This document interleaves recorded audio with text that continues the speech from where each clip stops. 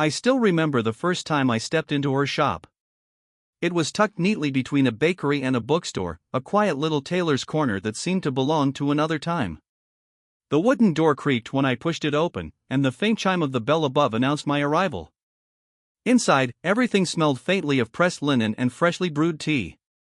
Rolls of fabric leaned against the walls in tidy stacks, and sunlight spilled through the tall window, catching specks of dust that drifted lazily in the air. It felt warm, safe, like I had entered someone's home rather than a shop. And then I saw her. She stood behind the counter, carefully folding a length of navy fabric, her movements calm and precise. She was my friend's mother, someone I'd seen in passing before at their house, but here, in her own space, she seemed different. There was a quiet confidence in the way she held herself, shoulders straight, her presence filling the small room with ease. When she lifted her head and noticed me, her eyes softened instantly. "Oh," she said with a smile that carried both grace and kindness, "you must be here for the fitting." Her voice was gentle but assured, the kind that immediately set me at ease, even though my heart had started to thump harder than usual. I nodded quickly, trying not to look too nervous. She came around the counter, wiping her hands on a measuring cloth. Up close, I noticed the faint scent of lavender clinging to her, subtle, not overpowering. The kind of scent that lingers in memory long after. Her hair was tied up neatly, though a loose strand brushed against her cheek, catching the light. "Stand here," she instructed softly, guiding me toward a tall mirror. Her hand touched my arm just briefly, only to adjust my position, but the warmth of her fingertips lingered. I told myself it was nothing, just part of her work, but still, I couldn't help the awareness that spread through me. She studied me in the mirror, tilting her head slightly. "You have your father's shoulders," she murmured, almost to herself. Then, with a small smile, she added, "but your posture gives you away. You're still learning how to carry yourself like a man." Her words caught me off guard, not insulting, not teasing, but observant in a way that felt personal. My throat tightened a little. I wanted to respond, but all I managed was a quiet laugh. She picked up her measuring tape and stepped closer. "Don't worry," she said. "That's what good clothes are for. They don't just cover you. They teach you how to stand." As she worked, sliding the tape across my shoulders and around my chest, I tried to focus on steadying my breath. The shop was quiet except for the soft rustle of fabric and the scratch of her pencil as she noted numbers on a pad. Every now and then, her hand would brush against me, the side of my neck, the curve of my arm, small, fleeting touches that carried no intention other than precision. And yet, each one seemed to reach deeper than skin, leaving behind an impression I couldn't explain. By the time she finished the first set of measurements, I wasn't just thinking about the suit. I was thinking about her. The following day, I returned for the second stage of the fitting. The shop looked just as it had before, warm light spilling through the window, fabric stacked neatly like patient secrets waiting to be revealed. But this time, walking in, I carried something different with me, a restless awareness I couldn't quite name. She greeted me with that same calm smile, but her eyes lingered on me a second longer than before, as though she were quietly taking my measure even before lifting the tape. "You're right on time," she said softly, and somehow that simple approval made me stand a little taller.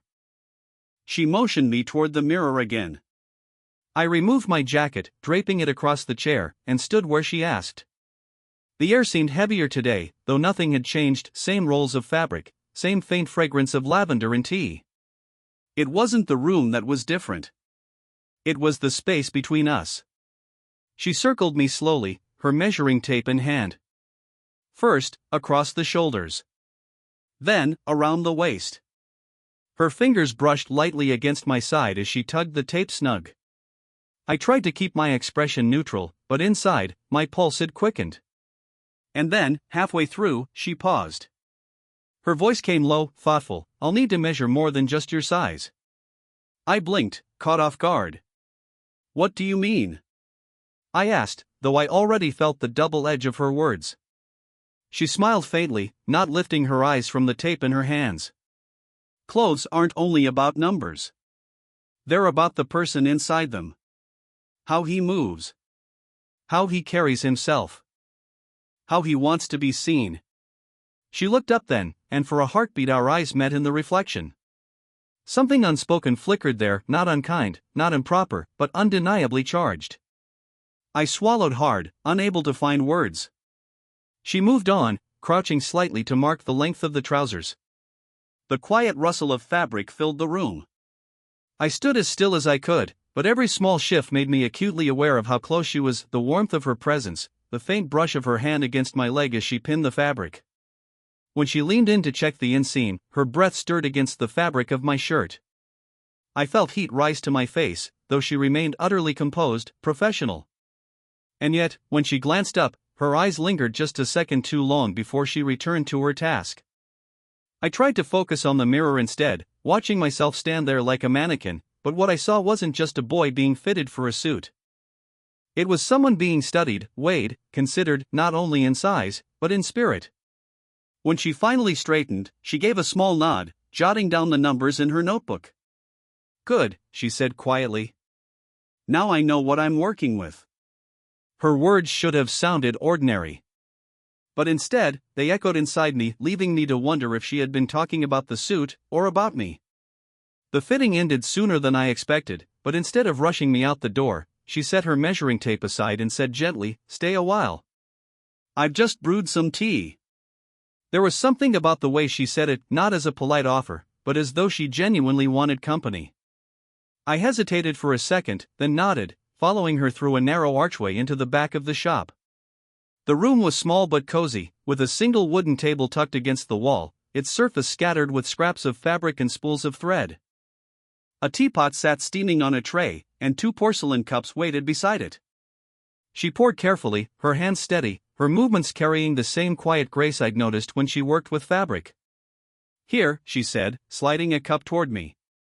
The steam curled upward, fogging my glasses for a moment, and I had to laugh softly as I wiped them clean. She chuckled too, her laughter low and warm, and for a moment the air felt lighter. We sat across from each other, sipping in the comfortable silence that only 2 people at ease can share. Then, as if something in her softened, she began to talk. She told me about the shop, how it had belonged to her mother before her, how she had learned to stitch before she could even write her name.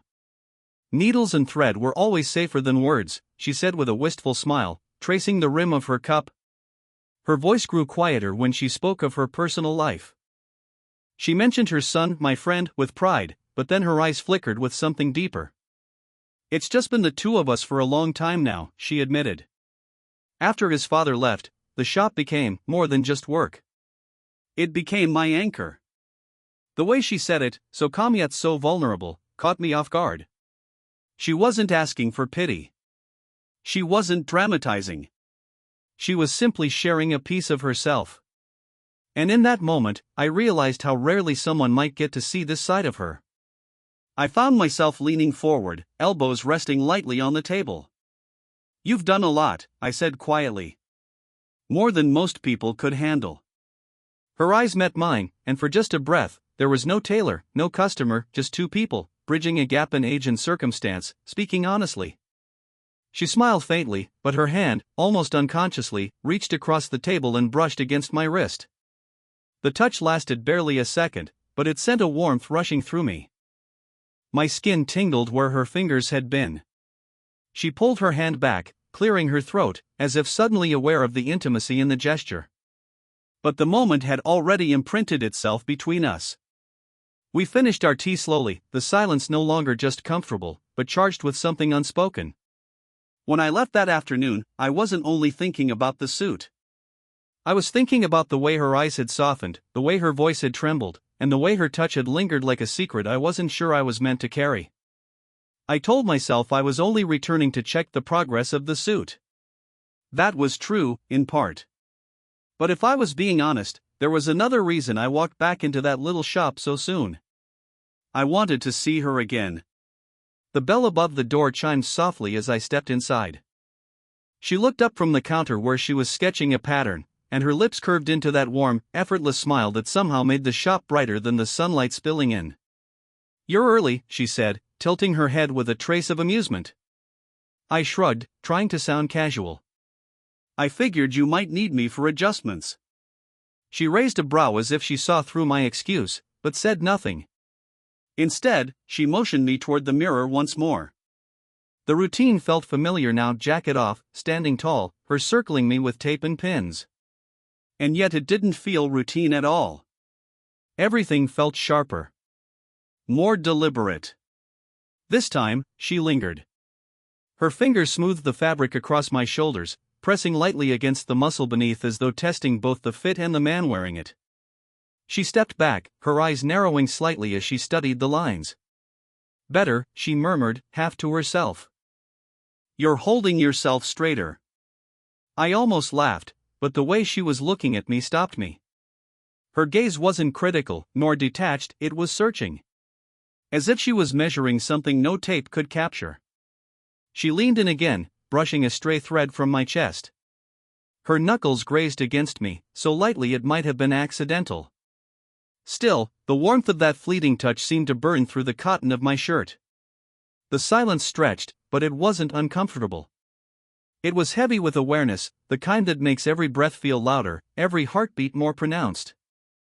I could hear the faint ticking of the old clock on the wall, the scratch of her pencil as she noted something on the pad, the soft swish of her skirt as she moved. At one point, her hair slipped loose from its bun, falling across her cheek. Instinctively, I wanted to reach out and brush it away, but I held still, afraid of breaking the fragile balance between us. She tucked it back with a small, almost shy gesture, a rare glimpse of vulnerability that only deepened the pull I felt toward her. When she finally stepped back, her eyes met mine in the mirror. We didn't speak. We didn't need to. Something passed between us, quiet, unspoken, but undeniable. She broke the moment with a professional nod. "It's coming together well," she said softly, her tone carefully measured. But the faint curve of her lips betrayed a deeper warmth. As I left that day, carrying nothing more than the promise of a finished suit, I realized the shop had become more than a place of tailoring. It had become a place where every glance, every brush of her hand, every silence stretched longer than it should, and meant more than either of us dared to admit. It was during the third fitting that something shifted. She was pinning the sleeve of the jacket, standing close enough that I could feel the brush of her arm against mine as she worked. Her focus was steady, her lips pressed into a line of concentration. But then, all at once, her hands paused. She kept them there, hovering just above my arm, as if she'd forgotten what she was doing.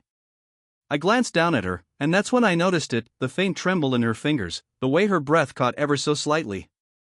Her eyes lifted to mine, uncertain, almost searching. And then, in a voice so quiet I almost thought I'd imagined it, she whispered, "It's strange, working on clothes for someone who reminds me so much of the man I used to dream of." The words hung between us, fragile and dangerous. She blinked quickly, as though realizing too late what she had said. "Forgive me," she added, trying to laugh it off, her cheeks flushing with color. "I shouldn't have said that. It was foolish." But it wasn't foolish. Not to me. I didn't speak right away. Instead, I reached out instinctively, gently placing my hand over hers. Her skin was warm beneath my palm, but I felt the faint tremor that betrayed her composure.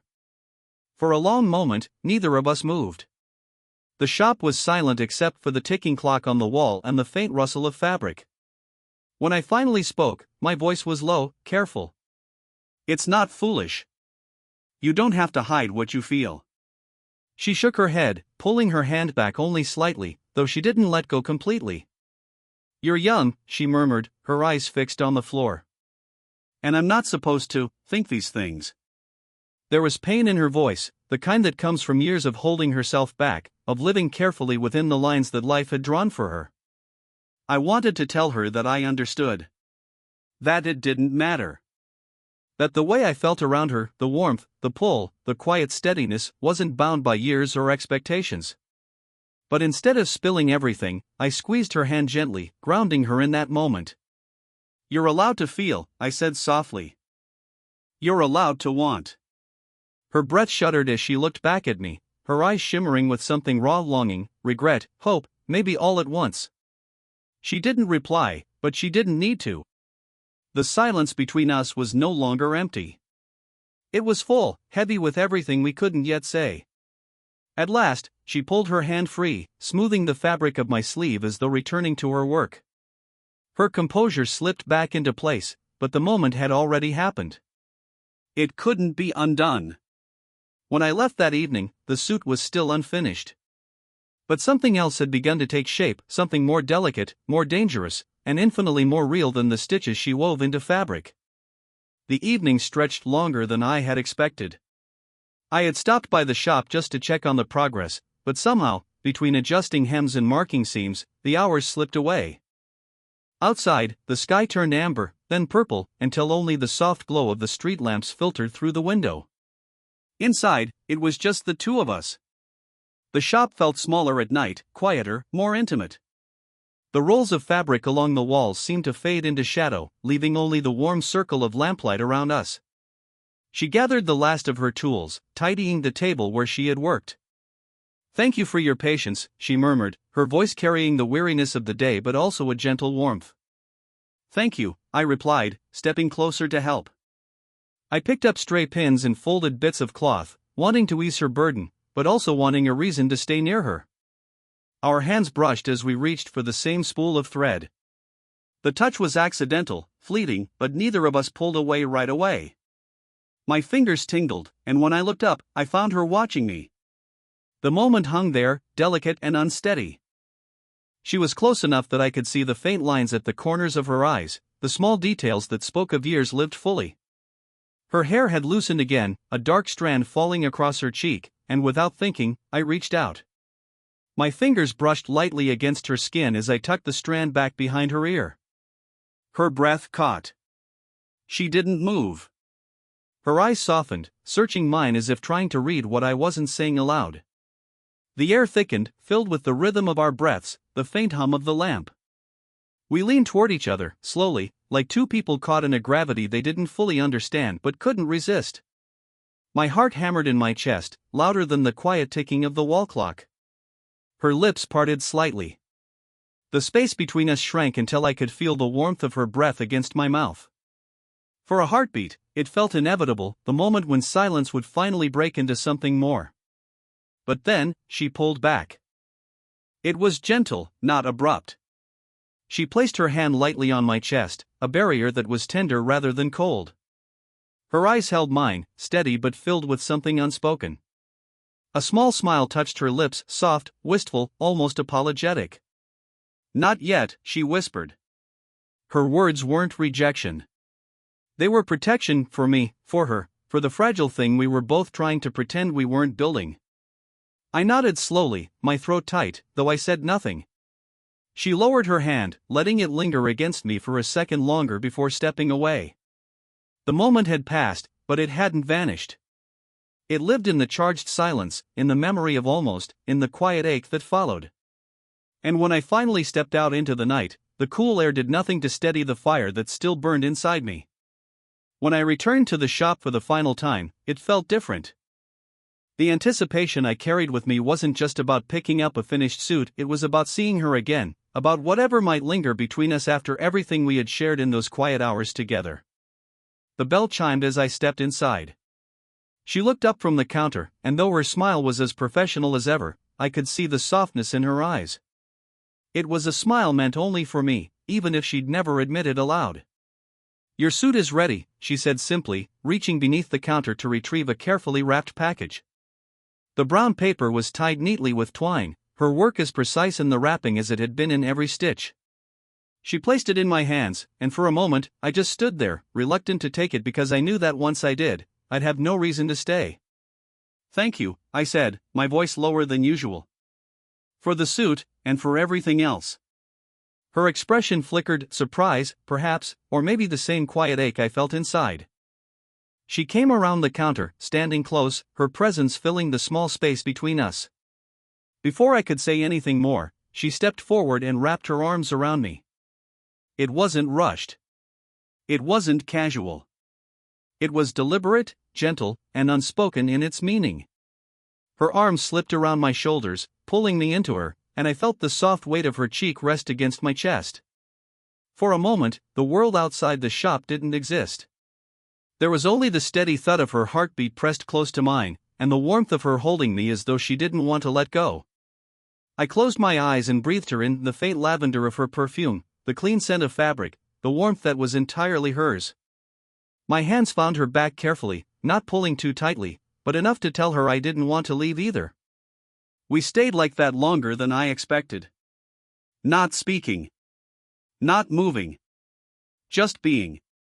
When she finally drew back, her eyes shimmered, though her smile held steady. "Take care of yourself," she whispered. "And stand tall. Let the suit remind you of who you're becoming." I nodded, unable to trust my voice. The package felt heavier in my arms now, not because of its weight, but because of everything it represented: the hours, the silences, the almost confessions, the almost kiss. As I stepped out into the sunlight, I glanced back once more. She was standing in the doorway, watching me with that same soft expression. And I knew, without a doubt, that whatever this was, fragile, unfinished, unspoken, it was real. Some things don't need to be declared. Some bonds are stitched quietly, thread by thread, until they become part of who you are. And that's what she had done. She hadn't just measured me for a suit. She had measured me for something far greater, a connection I would carry with me, always.